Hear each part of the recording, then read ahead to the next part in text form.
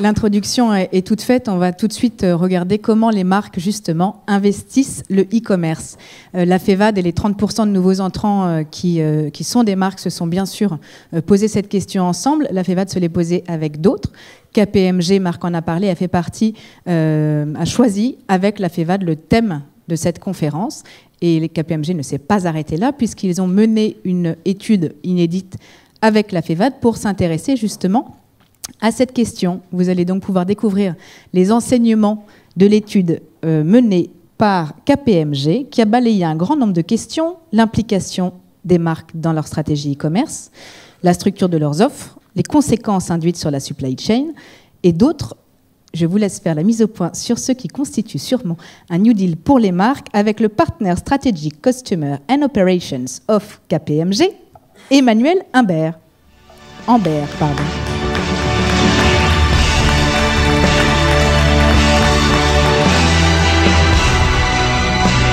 Je vous laisse au pupitre ou je vous laisse le micro. Merci beaucoup. Merci tous d'être là et merci à la FEVAD de continuer notre partenariat pour la 3e année. Donc on s'est saisi cette année du sujet des marques dans l'e-commerce. Comme l'a dit Marc L'Olivier, il y a beaucoup de nouveaux adhérents qui sont des marques et nous, on voit nos clients justement nous demander des réflexions sur le sujet. Alors ce qu'on a fait, c'est on est allé voir ces marques, on est allé voir les e-commerçants aussi. On a fait un peu plus de 20 interviews. On a fait un sondage auprès des adhérents de la FEVAD. Et donc voilà les résultats de nos discussions et de ces études. Alors, la première chose, on va refaire un petit peu d'histoire. La manière dont ça a commencé, en fait, les marques ont eu un démarrage lent et plutôt subi dans le e-commerce. Elles ne veulent pas qu'on le dise, mais en fait, elles ont été un peu poussées par les e-commerçants et par le marché. Au début, elles avaient vraiment peur. Elles avaient peur d'avoir des problèmes avec leurs distributeurs traditionnels. Elles n'avaient pas les bonnes compétences. Elles avaient peur que leurs produits soient mal mis en valeur. Elles avaient peur aussi des conséquences sur les prix. Mais en fait, elles ont été poussées. Elles ont été poussées comment ? Elles ont vu leurs produits se trouver sur des sites e-commerce sans qu'elles puissent le contrôler. Leurs propres distributeurs traditionnels les ont poussés à mettre leurs produits sur leur site e-commerce ou sur leur drive pour les distributeurs alimentaires. Il y a aussi, elles ont vu les clients bouger.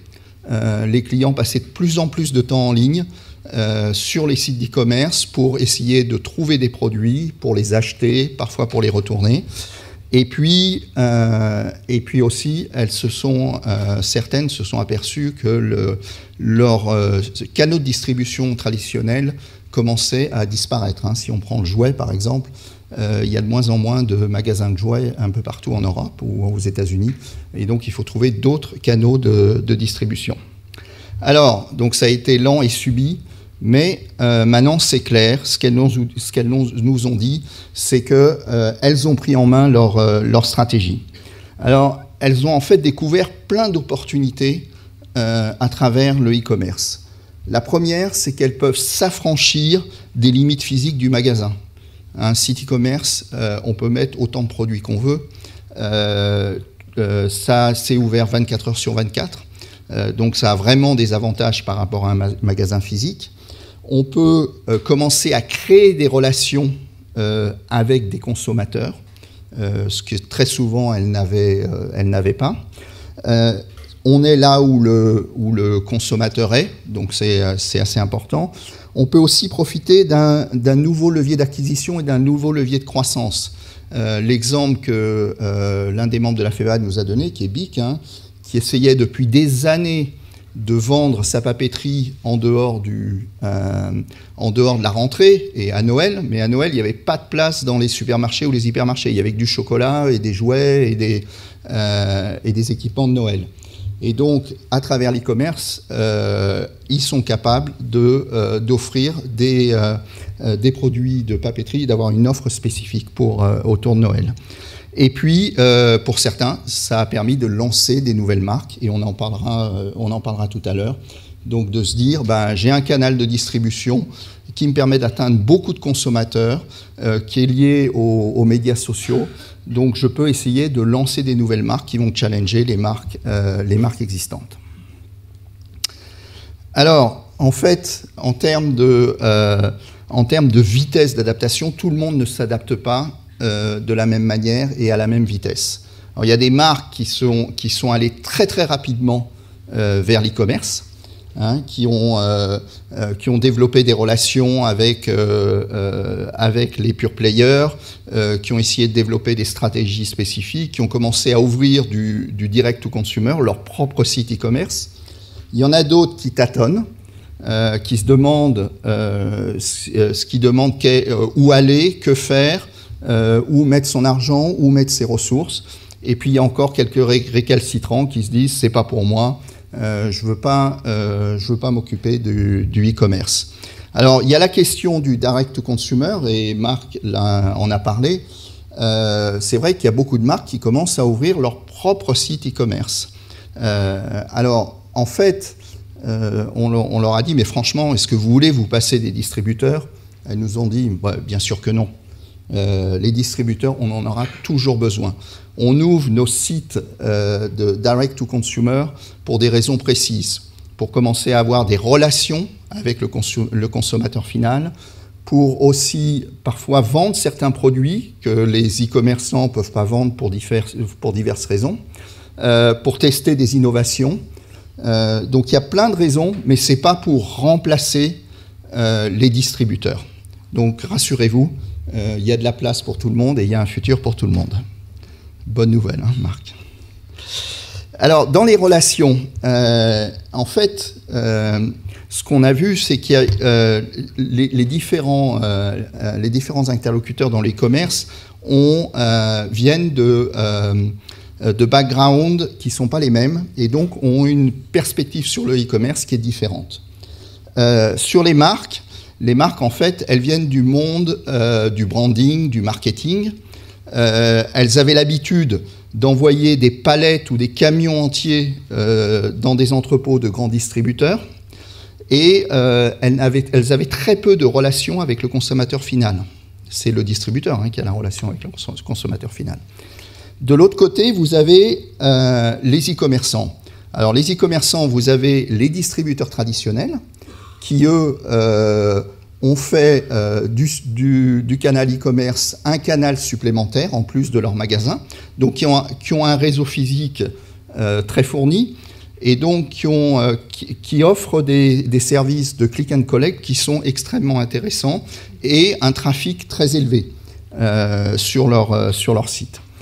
Ensuite, vous avez les e-commerçants spécialisés, donc qui eux travaillent sur une cible précise, sur une cible suivant les habitudes, les passions ou la typologie des consommateurs. Donc si on prend un site comme La Redoute, c'en est un, donc avec un focus très fort sur les femmes.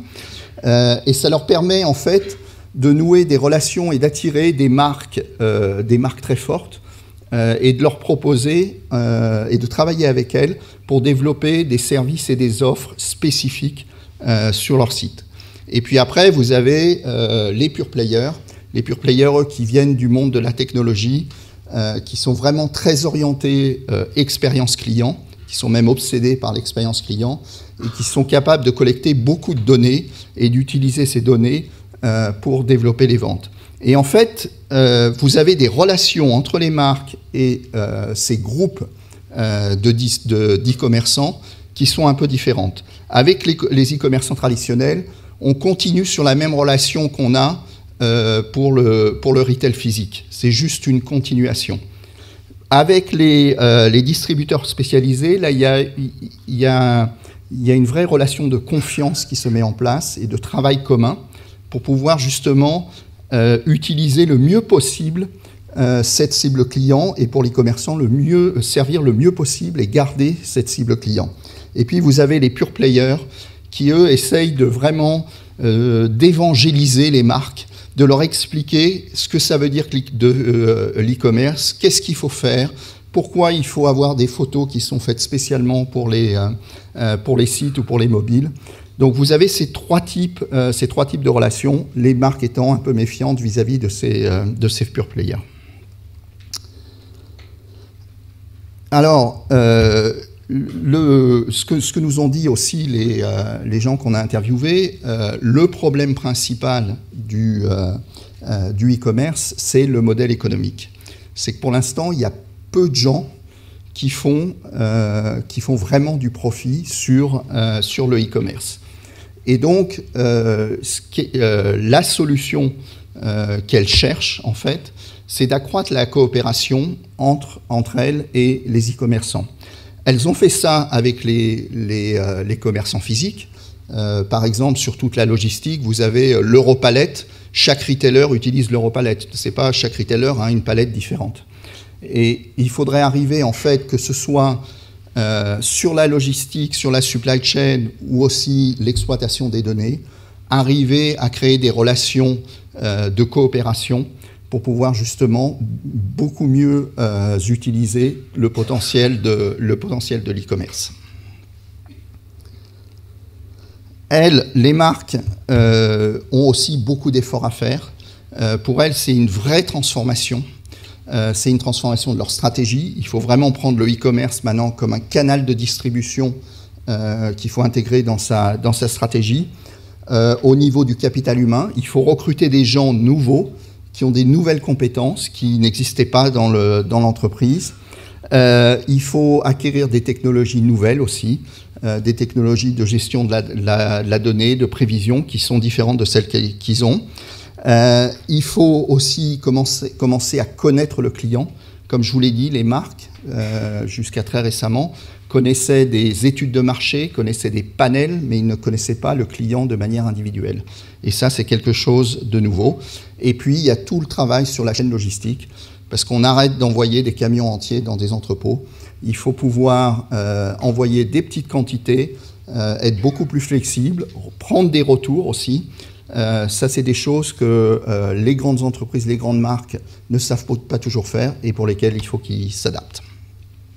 Voilà, donc c'est les grandes leçons de cette étude. L'étude sera mise en ligne sur le site FEVAD et sur le site KPMG à la fin de la semaine. Et vous pourrez la consulter ou nous contacter pour en parler plus en détail. Merci beaucoup. Merci beaucoup, Emmanuel.